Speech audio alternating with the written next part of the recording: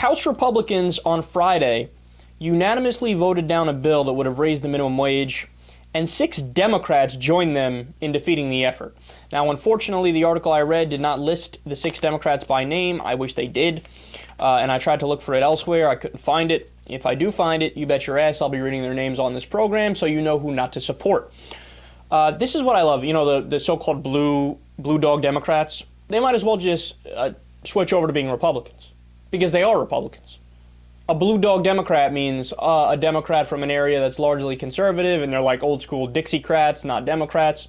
Yeah, just skip all the pretense and the foreplay. Just become a Republican. You make me sick. So the vote came after a surprise move by the Democrats, who tacked onto a jobs training program bill an amendment that would have brought the national $7.25 minimum wage to $10.10 by 2015. But Republicans managed to defeat the effort while approving the rest of the bill overall. I love that. They go, oh, you know that one part that actually is really going to help the working poor class in the country? Yeah, strike that down. These guys have no souls, no morality, no ethics.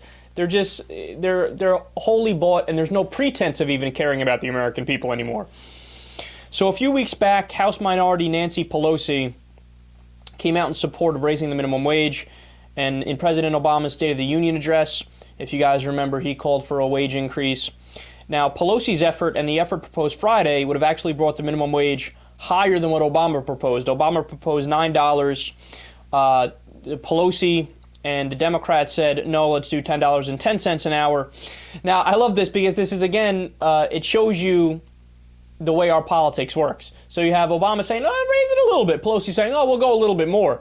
You know what the actual number is that we would need for a living wage so that people who work could actually live above the poverty line? $12.50. But no, that's going way too far, Kyle. You're too liberal. Oh, you're too progressive, actually caring about people's lives. How dare you? So if the minimum wage were brought up to $10.10 an hour, it would not be a revolutionary hike. Rather, it would be indexed to inflation and consistent with historical borrowing power. Had the minimum wage been indexed to inflation in 1968, today the minimum wage would be $10.40. So we are struggling just to get the minimum wage up to the purchasing power that we had in 1968. And in fact, even if we do get a minimum wage hike through, it wouldn't be enough to reach that level. God, that's so sad, man. That is so sad. So then when you look at the poll numbers about how the American people feel, well, obviously, since our government is a representative democracy, then the Republicans voting it down, they were just, voting the will of the majority, right? That's how our government works. So they said, hey, look, we're standing up for the American people. Oh, that's interesting. 91% of Democrats say raise the minimum wage. 68% of independents say raise the minimum wage. 50% of Republicans say raise the minimum wage.